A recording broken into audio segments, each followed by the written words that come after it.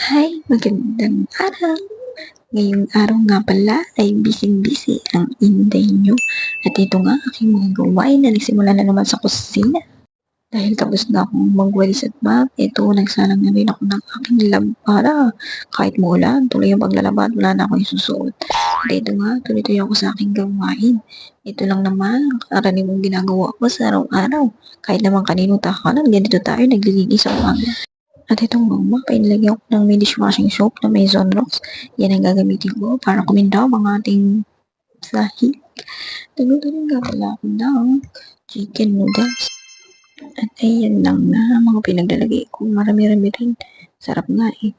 Sumunod niya, may free time pa ako. Ito nga't sinimulan ko ng gawin itong ating turon. Para to sa susunod na araw.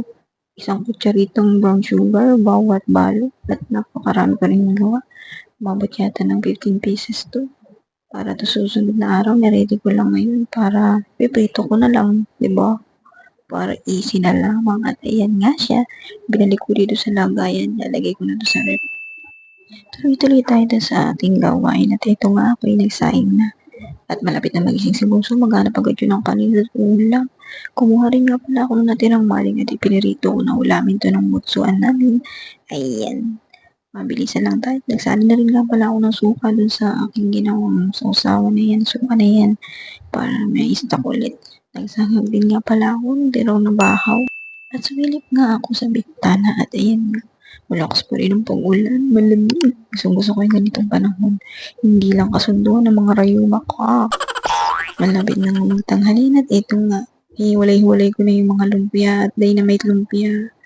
Parehong lumpia dahil hindi na siya frozen na dito. Lagay ko sa pinggan. Gahanda na ako para magprito. Itong ulam namin ngayong araw. At ito na, mainit na ang kawali na mayroong mantika.